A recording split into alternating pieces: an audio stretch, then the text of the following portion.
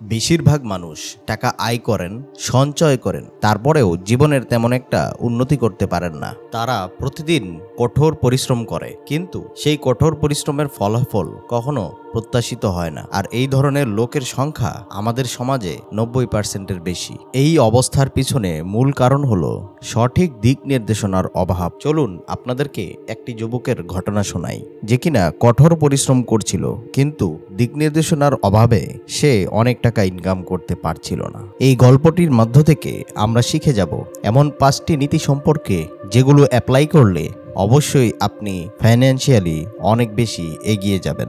এই ঘটনাটি ব্যবসায়িক জগতে অনেক বেশি প্রসিদ্ধ এবং প্রায় ব্যবসায়ীরাই এই গল্প থেকে অনেকগুলো শিক্ষা গ্রহণ করার মাধ্যমে তাদের জীবনে অনেক বেশি উন্নতি নিয়ে আসে। এই গল্পটা কোনো মোটিভেশন নয়, বরং এই গল্পটা বাস্তব ভিত্তিক শিক্ষা, যা কিনা আপনার জীবনে অবশ্যই অনেক পজিটিভ ইম্প্যাক্ট করবে। অতএব ভিডিওটি শেষ পর্যন্ত দেখুন।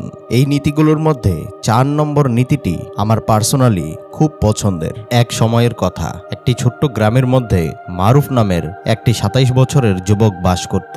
এক বিকেলে সে রাস্তার ধারে বসে গভীর চিন্তায় মগ্ন ছিল।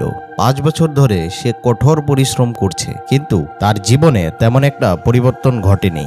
সে তার জীবনে আর্থিক অবস্থা নিয়ে খুব একটা সন্তুষ্ট ছিল না। ইমন ভাবছিল তার দারিদ্রতা থেকে মুক্তির কোনো পথ আছে কিনা। এইটা ভাবতে ভাবতে সে একটি বিশাল প্রাসাদের পাশ দিয়ে হেঁটে যাচ্ছিল।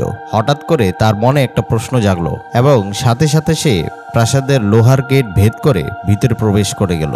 যদিও সে জানতো না ভিতরে কি হতে চলেছে, কিন্তু তারপরেও তার মন যেহেতু সায় দিয়েছে, সে এই কাজটি করে বসলো। কিন্তু এই ঘটনাটি তাকে অর্থের বিষয়ে একটি গুরুত্বপূর্ণ শিক্ষা দিতে চলেছিল, যেই শিক্ষা আমাদের স্কুল কলেজে কখনোই শেখানো হয় না। দূর থেকে সে দেখতে পারল একজন বৃদ্ধ ব্যক্তি বসে রয়েছেন, হাতে কফির কাপ নিয়ে আরাম করছেন।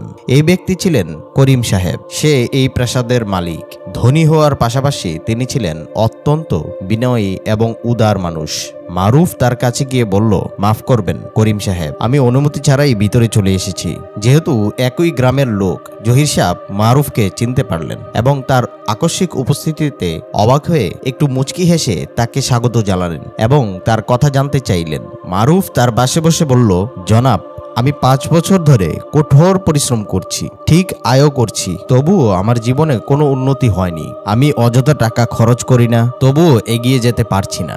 আপনার কাছে কি কোনো উপদেশ আছে যাতে আমি উন্নতি করতে পারি? করিম সাহেব হাসি মুখে উত্তর দিলেন, মারুফ, যে কেউ সমৃদ্ধ হতে পারে, তুমিও পারবে। তিনি বললেন, আমি তোমাকে অর্থের বিষয়ে 5টি গুরুত্বপূর্ণ নীতিমালা শিখিয়ে দিই, যা আমাদেরকে স্কুলে কখনোই শেখানো হয়নি। যদি তুমি সঠিকভাবে এই 5টি নীতিমালা ফলো করতে পারো, তাহলে নিঃসন্দেহে তুমি তোমার আর্থিক পরিস্থিতির পরিবর্তন ঘটাতে পারবে।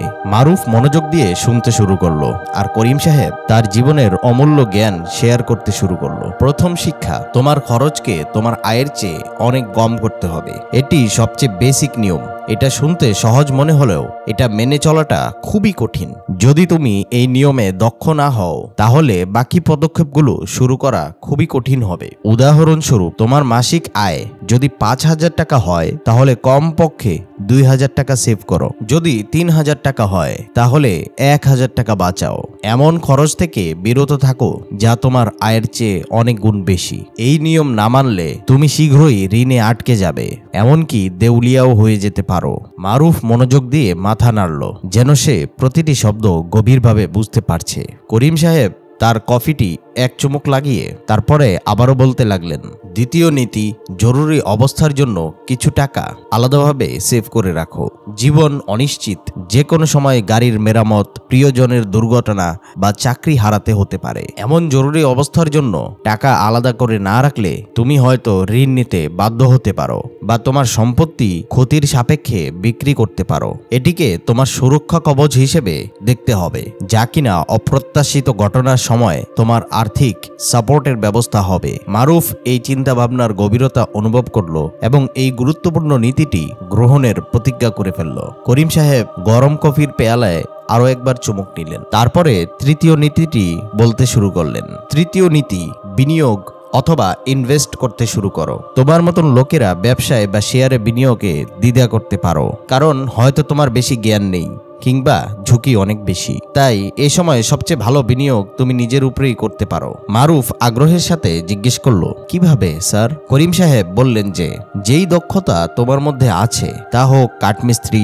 প্লাম্বিং কিংবা যে কোনো দক্ষতা, যেমন যে কোনো সফটওয়্যার শিখা অথবা সেই সফটওয়্যারকে আরো দক্ষতার সহিত কিভাবে চালাতে হয় সেই জিনিসটি শিখা, তাতে আরো বেশি সময় ইনভেস্ট করো। প্রয়োজন পড়লে টাকা ব্যয় করার মাধ্যমে সেই দক্ষতাকে আরো পলিশ করো। প্রয়োজন পড়লে সেই দক্ষতার বিষয়ে বিভিন্ন বই পড়ো।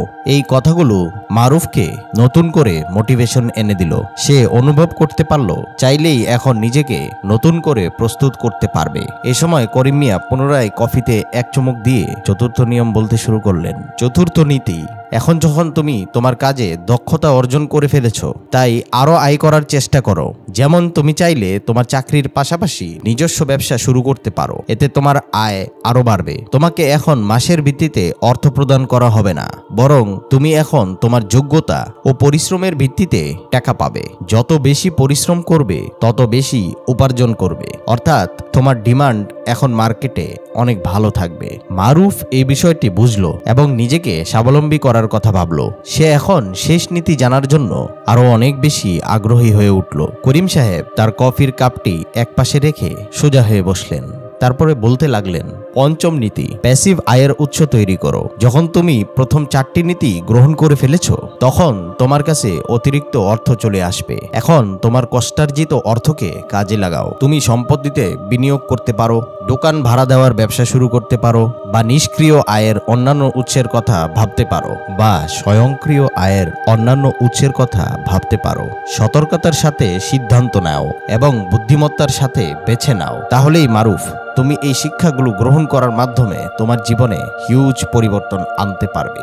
এই গল্পটি যারা শেষ পর্যন্ত দেখলেন, তারা অর্থ ব্যবস্থাপনার গুরুত্ব এবং সঠিক নির্দেশনার প্রভাব সম্পর্কে অনেক কিছুই জানতে পারলেন। সাফল্যের জন্য ধৈর্য এবং সুদক্ষ পরিকল্পনা কতটা প্রয়োজন তা আমরা সবাই অনুধাবন করতে পারি। অতএব সেই বিষয়ে উপকৃত হওয়ার জন্য আমাদের চ্যানেলে আরো অনেকগুলো ভিডিও ভবিষ্যতে আপলোড করা হবে।